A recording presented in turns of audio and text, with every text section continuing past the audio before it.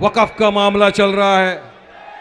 वक़फ़ amendment bill parliament में पेश हुआ, उसके खिलाफ आवाज़ें उठाई, प्रोटेस्ट हुआ, ये गलत। लेकिन सबसे ज्यादा आवाज बेबाकी के साथ किसी ने उठाई और ये बताया कि वक़फ़ का जो बिल लाई है भाजपा की सरकार, ये एंटी कॉन्स्टिट्यूशन है, ये संविधान के खिलाफ है और ये बीजेपी और आरएसएस की गंदी नीयत, गंदी सोच की एक साजिश है। तो आवाज किसी और ने नहीं, मेरे आपके कायद बैरिस्टर असदुद्दीन ओवैसी साहब ने उठाई।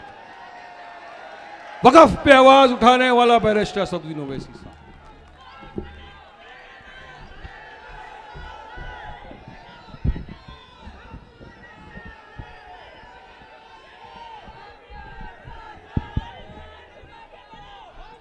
आऊज़ुबिल्लाहि मिनश्शैतानिर्रजीम, बिस्मिल्लाहिर्रहमानिर्रहीम, अस्सलामु अलैकुम रहमतुल्लाहि व बरकातहू।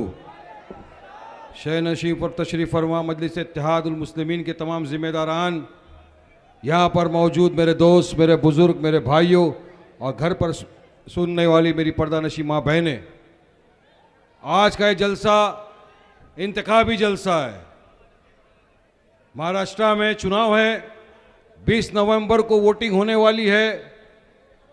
जिस तरह मुख्तलिफ सियासत पार्टियों ने अपने अपने नुमाइंदों को यहाँ से ठहराया है भिवंडी से, इसी तरह मजलिस इत्तेहादुल मुस्लिमीन ने आपके अपने भाई, आपके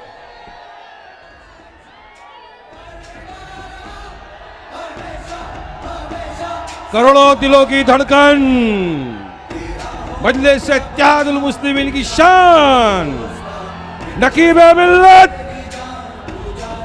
मुसलमानों की बेबाक आवाज, मजलूमों की बेबाक आवाज, तेलंगाना रियासत के फ्लोर लीडर, 6 टर्म एमएलए मोहतरम जनाब अकबरुद्दीन ओवैसी साहब कुछ ही पल में हमारे बीच मौजूद होने वाले हैं। आप तमाम से अदब गुजारिश है,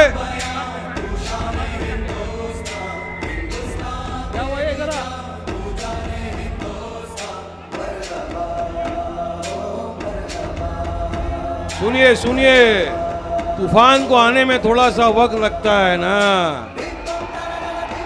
तो थोड़ा जब तक एक तिनके को सुन लीजिए, तूफान आ रहा है, उसके 2 दिन बाद सुनामी भी आने वाली है, फिर तूफान और सुनामी आने वाले हैं इंशाअल्लाह ताला।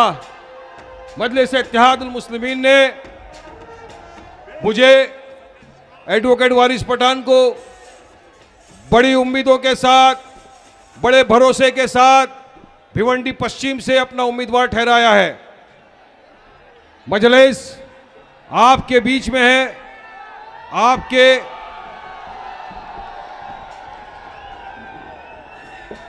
अकबरुद्दीन ओवैसी साहब, मजलिस इत्तेहादुल मुस्लिमीन, नारे तकबीर, बैरिस्टर असदुद्दीन ओवैसी साहब जिंदाबाद, जिंदाबाद, मजलिस जिंदाबाद।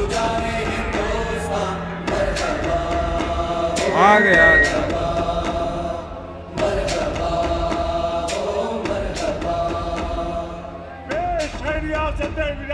आगे करोड़ों दिलों की धड़कन, मुसलमानों के मजलूमों की बेबाक आवाज, रियासत तेलंगाना के फ्लोर लीडर, 6 मर्तबा के एमएलए, बेबाक आवाज मुसलमानों के अकबरुद्दीन ओवैसी साहब का हमारे मंच पे बहुत बहुत इस्तकबाल है।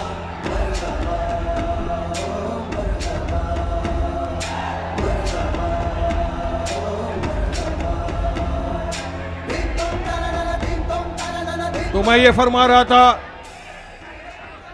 जिस तरह मुख्तलिफ सियासत पार्टियों ने अपने अपने नुमाइंदों को यहाँ से ठहराया है, इसी तरह मजलिस इत्तेहादुल मुस्लिमीन ने भिवंडी वेस्ट, भिवंडी पश्चिम से मुझे बड़े विश्वास के साथ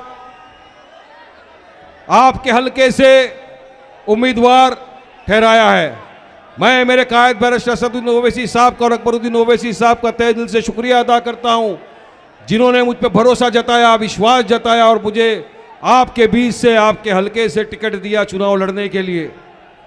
अब चुनाव का माहौल है, आप तमाम देख रहे हैं, इतने वर्षों से आप अपना कीमती वोट देते आए, आपका वोट लेकर इक्तदार की कुर्सी पर तो बैठ गए, लेकिन भिवंडी की आवाम से मैं सवाल पूछूंगा, क्या आपका कोई भी काम हुआ? आज चुनाव के पहले आपके सामने आए, बड़े बड़े वादे किए गए थे, लेकिन आज एक भी वादा पूरा नहीं किया। आज हमारे सामने एक तरफ बीजेपी है, दूसरी तरफ कांग्रेस है, एक आरएसएस का इंडिविजुअल खड़ा हो गया, इंडिपेंडेंट, तीसरा आरएसएस बीजेपी को सपोर्ट करने के लिए समाजवादी भी खड़ा हो चुका है। हमारी लड़ाई इन चारों से है। मुझे यकीन है 3 तो आरएसएस के हैं, चौथा जो उनका सपोर्टर है आरएसएस का, जो चाहता है कि महाराष्ट्र के अंदर मुसलमानों की क़यादत खत्म हो जाए, उसका भी साथ आप कभी नहीं देंगे, भिवंडी की आवाम कभी नहीं देगी इंशाअल्लाह ताला। पिछली मर्तबा मजलिस इत्तेहादुल मुस्लिमीन ने आपके अपने खालिद साहब को समर्थन दिया, मजलिस कुछ वोटों से पीछे रह गई। आज भी लोग पछता रहे, बोल रहे वारिस भाई अगर उस वक्त हम गफलत में नहीं रह जाते तो आज एक मुसलमान की बेबाक आवाज़ असेंबली के अंदर गूंजती। लेकिन यकीन मानिए अब आपके पास मौका आया है, अभी नहीं तो कभी नहीं। ये लोगों ने आज भिवंडी की जो हालत की है, इसके जवाबदार कहीं ना कहीं आप और हम भी है, क्योंकि हमने वोट दिया, इनको वोट लेकर इक्तदार की कुर्सी पर बैठे काम नहीं किया। आज भिवंडी के मसले देखो, जहां जहां जा रहा हूं गलियों में, जहां जहां मिल रहा हूं अपनी माँ बहनों से, बुजुर्गों से, सब एक ही बात मुझे बोल रहे वारिस भाई ये रास्ते की हालत देखो, अब रास्ता नहीं बन रहा। पानी 5 मिनट के लिए आता है, कितनी जगहों पर पानी भी नहीं है 10-10 दिन से।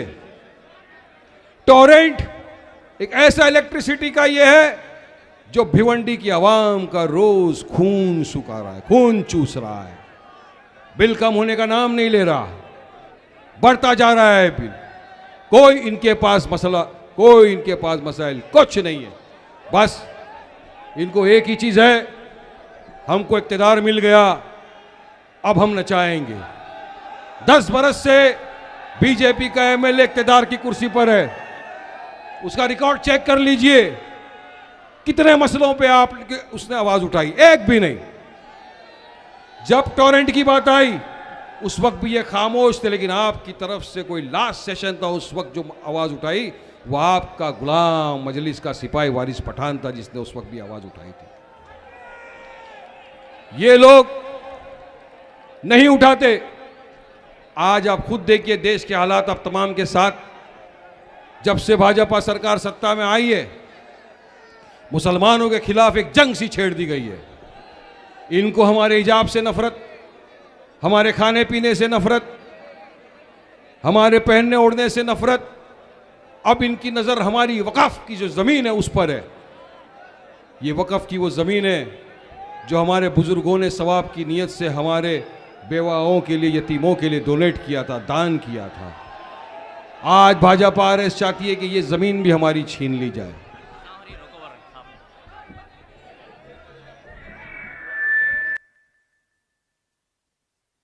आज वक़फ़ का मामला चल रहा है, वक़फ़ अमेंडमेंट बिल पार्लियामेंट में पेश हुआ,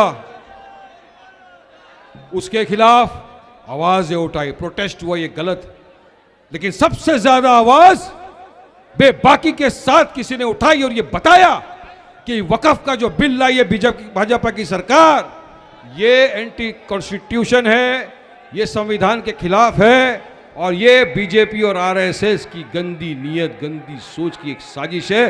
तो आवाज़ किसी और ने नहीं, मेरे आपके कायद बैरिस्टर असदुद्दीन ओवैसी साहब ने उठाई थी। वक़फ़ पे आवाज़ उठाने वाला बैरिस्टर असदुद्दीन ओवैसी साहब। मॉब लिंचिंग कहीं हो गई। सबसे पहले अगर मुंबई के तरफ में कहीं भी है तो मुझे फोन आता, वारिस जल्दी चलो वहां पे जाओ और उस इंसान के साथ खड़े हो जाओ जिसको मारा गया, उसके परिवार के साथ खड़े हो जाओ। ऐसा है मेरा कायद बैरिस्टर असदुद्दीन ओवैसी साहब, अकबर ओवैसी साहब। गाय के नाम पर बेगुनाह मजलूमों का कत्ल कर दिया जाता है, सब मुंह में दही जमा कर बैठते, मगर आवाज उठाती है आपकी तरफ से तो मजलिस इत्तेहादुल मुस्लिमीन उठाती है आवाज हर मुद्दे पे। आपके बाबरी से लेके दादरी से लेके ट्रिपल तलाक का हो, CAA-NRC का हो जाए, मॉब लिंचिंग हो जाए, JCR के नाम पे मुसलमानों का कत्ल कर दिया जाए, वक़फ़ का मसला आ जाए, हिजाब का मसला आ जाए, आपके हर मुद्दों पर अगर कोई बेबाकी के साथ आवाज उठाती है तो मजलिस इत्तेहादुल मुस्लिमीन आवाज उठाती है। और अगर हर मुद्दों पे जो आपके साथ कांधे से कांधा मिलाकर खड़े हैं, बेबाकी के साथ आपकी आवाज बन के हर जगह गूंजते हैं, तो आपके वोट के असली हकदार भी तो मजलिस इत्तेहादुल मुस्लिमीन हो या नहीं हो, जवाब दीजिए। हर मुद्दे पे आपके खड़े हैं। काफी बातें बताएंगे अभी अकबर साहब, लेकिन मैं आपको यहां के डेवलपमेंट के, विकास के, लोकल मुद्दों की बात बता रहा हूं। 3 RSS वाले खड़े हुए हैं यहां पर, 3 बीजेपी, पाटिल, कांग्रेस और 3 को सपोर्ट करता हुआ समाजवादी पार्टी, जो चाहता है कि मुस्लिम क़यादत को महाराष्ट्र से खत्म कर दिया जाए। अपने जाति मफाद के लिए उसने भिवंडी वेस्ट से, भिवंडी पश्चिम से अपने उम्मीदवार को उतारा है। बताना चाहता हूं मैं क्यों उतारा है उसने। पूरा भिवंडी मुझे रोज मिलके बोल रहा है, वारिस भाई बताओ भिवंडी वालों को क्यों इसने यहां से उतारा। वजह है ओशन का जो प्रोजेक्ट है करोड़ों का, है ना, वो प्रोजेक्ट इनका है, उम्मीदवार का है, ये महाराष्ट्र के उसके प्रेसिडेंट आसिम का है। ये प्रोजेक्ट बचाने के लिए भिवंडी करो मेरे माँ बाप भाई बहनों आपके साथ षड्यंत्र रचा जा रहा है। बीजेपी की डुगडुगी बज रही है यहां, ये नाच रहा है।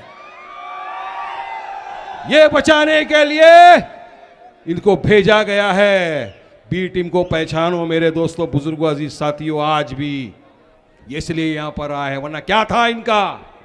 हर जगह जहां हमारे सिटिंग MLA थे वहां भी उतार दिया। अरे हम लड़ेंगे, लेकिन हमको यकीन है कि भिवंडी की आवाम और महाराष्ट्र की आवाम और मजलिस इत्तेहादुल मुस्लिमीन के प्रत्याशियों को चुनकर महाराष्ट्र की असेंबली के अंदर भेजेगी इस मर्तबा इंशाअल्लाह ताला।